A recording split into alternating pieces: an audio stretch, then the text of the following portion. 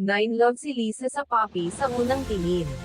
Ngunit binalaan siya ng may-ari ng tindahan na huwag bilhin ang asong ito at baka pagsisihan niya ito, gayunpaman gusto talaga ni Lisa yung aso. At hindi nila pinansin ang payo ng may-ari at binili pa rin ito. Kakaiba talaga ang asong ito pagdating ni Buddy sa bahay, sinadya niyang magkalat ng dog food sa sahig pagkatapos ay humiga sa lupa at nagsimulang kumain sa ganoong posisyon. Nabigla si Jack sa postura nito. Nang gabing iyon, nag-aalala na baka maingay si Buddy, sadyang inilagay siya ni Jack sa garahe, ngunit sa hindi inaasahan kahit sa 2 buong palapag naririnig pa rin ni Jack ang tahol ni Buddy. Nang walang ibang pagpipilian, kinailangan ni Jack na ibalik si Buddy sa kwarto at saka lang siya tumahimik. Nang magising si Jack kinabukasan, ang kanyang silid ay ginawang ganap na kaguluhan ni Buddy. At sa tuwing may tulog si Buddy ay labis na natatakot. Matapos tumigil ang ulan, binuksan ni Lisa ang pinto ng garahe, siya ay lubos na nabigla. Ang dating maayos na garahe ay ginulo ni Buddy. Hindi maintindihan ng mag-asawa kung paano nagawa ng isang maliit na nilalang ang gayong mapangwasak na pagkawasak, pero nakikita ni Lisa na nanginginig si Buddy. Hindi pa rin napigilan ni Lisa na aliwin siya ng malambing. Malapit na, lumaki si Buddy, pero hindi pa rin nagbabago ang pagiging pilyo niya, isang araw. Habang hindi pinapansin ni Lisa, palihim na inagaw ni Buddy ang kwintas niya at nilunok iyon.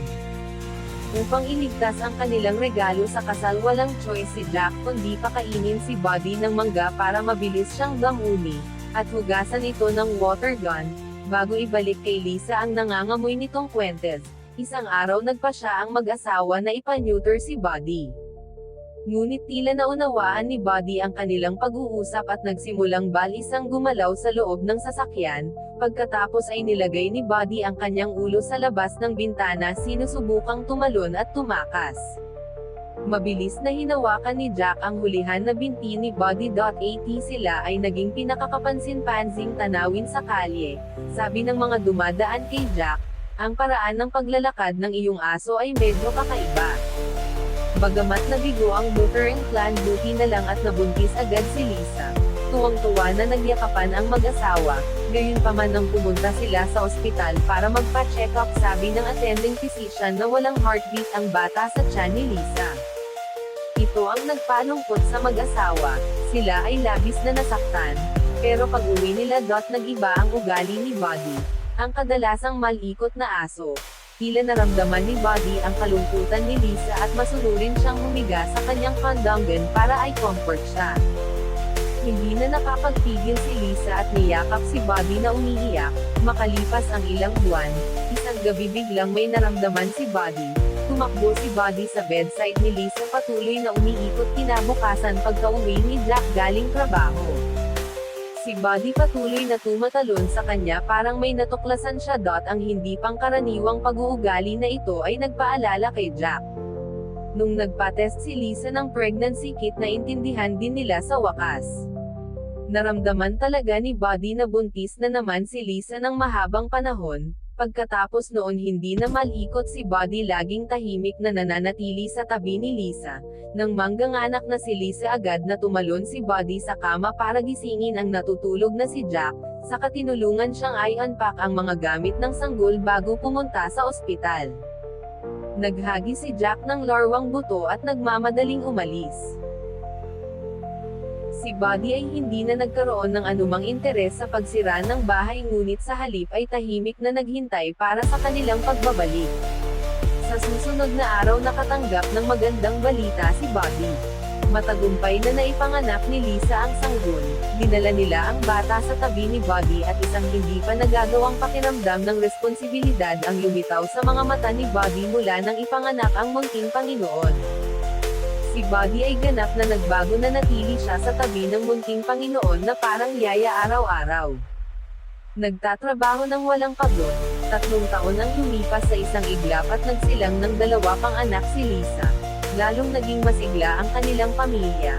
Hindi nagtagal lumipat sila sa isang villa sa suburbs kung saan unti-unting lumaki ang mga bata. Ang pinakamasayang sandali ni Buddy sa bawat araw ay nakikipaglaro sa mga bata. Sa Taglagas maglalaro ng football si Buddy ay kasama ang mga bata sa taglamig. Sinamahan sila ni Buddy sa pagbuo ng snowman at pagkakaroon ng snowball fight sa snow. Si Buddy gumugol ng maraming tagsibol, tag-araw, taglagas, at taglamig kasama ang mga bata. Bilang kaibigang may edad na makaramdam siya ng pagod at hingal sa pag-akyat sa hagdan, madalas siyang tahimik na nakahiga sa sahig hindi gumagalaw isang gabi. Si Buddy na noon pa man ay natatakot sa mga bagyo biglang umalis ng bahay. Agad hinanap ng mag-asawa si Buddy, kung saan-saan labis din ang pag-aalala ng mga bata sa kaligtasan ni Buddy.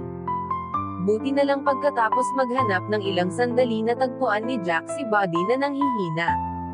Nakahandusay sa ilalim ng puno. Dinala agad ni Jack si Buddy sa ospital ngunit ang sabi ng doktor ay matanda na si Buddy at mahina na. Tumanda na ang kanyang sistema sa katawan at baka hindi na niya masilayan ang bukas, dahil kapag ang mga aso ay malapit ng mamatay umalis sila sa bahay at nag-iisang naghihintay sa kamatayan. Ngunit matibay ang paniniwala ni Jack na iba ang kaibigan. Sabi ni Jack nung bata pa si Buddy. Kaya niyang kumain ng isang buong bag ng dog food sa isang pagkain at kayang sirain ang bahay. Noong 3 buwan pa lang ang kanyang katawan ay laging puno ng sigla. Naniniwala si Jack na makaka-recover si Buddy. Kinabukasan, nakatanggap ng tawag si Jack mula sa ospital. Gumaling na si Buddy at makakauwi na. Ang unang ginawa ni Buddy sa kanyang pagbabalik ay ang paglupo sa isa kanto ng kalye sa paghihintay sa pag-uwi ng mga bata mula sa paaralan. Ginagampanan ang kanyang mga tungkulin bilang kapwa-yaya at bodyguard. Ngunit hindi nagtagal ang magandang panahon. Ang katawan ni Buddy ay patuloy na lumala araw-araw. Naging matamlay ang reaksyon niya. Kapag gutom maghahalongkat siya sa basurahan para sa pagkain. Parang may edad na isang araw dinala siya ni Jack na mamasyal sa probinsya. Si Buddy ay ganap na nawala ang kanyang dating sigla. Bawat hakbang pasulong tila lampas sa kanyang lakas. Nakikita ito ni Jack. Umupo si Jack kasama si Buddy para magpahinga saglit. Alam na alam ni Jack ang kondisyon ni Buddy na nakasama nila sa loob ng mahigit 1 dekada at ang kanyang pag-ibig ay ganap na nakalaan sa pamilya. Sabi ni Jack kay Buddy, kung may nararamdaman ka huwag mong itago sa akin. Ibabahagi ko ang pasanin sa iyo. Pagkatapos magsalita ni Jack tinignan siya ng matalim ni Buddy. Ang kanyang mga mata ay puno ng pasasalamat at pag-aatubili. Sa paglubog ng araw ang tao at aso ay tahimik na nasiyahan sa kanilang huling magagandang sandali na magkasama. Hindi nagtagal unti-unting lumala ang kalagayan ni Buddy. Nahiga siya sa sahig, hindi kumakain o umiinom. Matibay ang paniniwala ni Jack na si Buddy ay gagaling kaya tahimik siyang nanatili sa tabi niya. Ngunit pagkatapos ng ilang araw hindi pa rin bumuti ang kalagayan ni Buddy. Walang choice si Jack kundi dalhin ulit si Buddy sa ospital. Gaano man kalaki ang bayad sa ospital, ay gusto niyang pagalingin si Buddy. Hindi napigilan ng mga bata na umiyak nang makitang nasasaktan si Buddy. Ang bunsong anak na babae ay binigay kay Buddy ang kanyang paboritong manika. Umaasa na matulungan siyang gumaling ng mabilis. Hindi nagtagal ay binuhat ng mag-asawa si Buddy papunta sa kotse. Bago umalis paulit-ulit na hinalikan ni Lisa ang noo ni Buddy. Nagdadasal na gumaling siya agad. Ang paghihiwalay na ito ay nagparamdam kay Lisa ng sakit na katulad noong nawalan siya ng kanilang unang anak, sa ospital. Sa kabila ng lahat ng paraan ng mga doktor para iligtas si Buddy ay wala pa ring epekto. Sa oras na ito, upang mabawasan ang paghihirap ni Buddy, inirekomenda ng doktor ang euthanasia. Ito ay ginawa Jack. Lubhang malungkot si Jack. Inilagay niya ang manika na bigay ng kanyang bunsong anak sa kanyang tabi. Saka hinaplos ang bawat pulgada ng balahibo ni Buddy nang paulit-ulit sa kamaso yung hinalikan si Buddy. Sinasabi ang kanyang huling poem.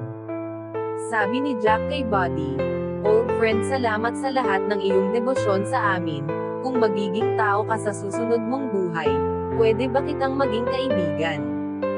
Narinig siya ni Buddy at ginamit niya ang kanyang huling lakas para tingnan si Jack. Sinusubukang alalahanin magpakailanman ang mga mukha ni Jack sa kanyang puso, habang tinuturok ang gamot.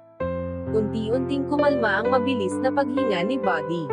Pagkatapos ng ilang sandali, Ang huling ilang mililitro ng gamot ay ganap na naibigay.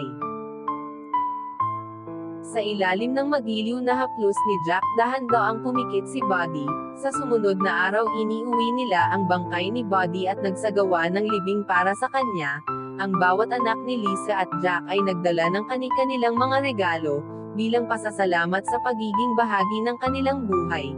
Tinanggal din ni Lisa ang kwintas na suot niya bilang huling regalo para kahit saan man mapadpad si Buddy basta nasa kanya ang kwintas makakasama niya sila magpakailanman. Sa wakas personal na inilibing ni Jack si Buddy. Sa sandaling tumalikod siya para umalis sumagi sa kanyang isipan ang mga alaala nila ng kanyang kaibigan parang nakita na naman ni Jack si Buddy na masaya sa tabi nila ang kanilang buong pamilya ay sama-sama sa kaligayahan hinding-hindi na maghihiwalay pa.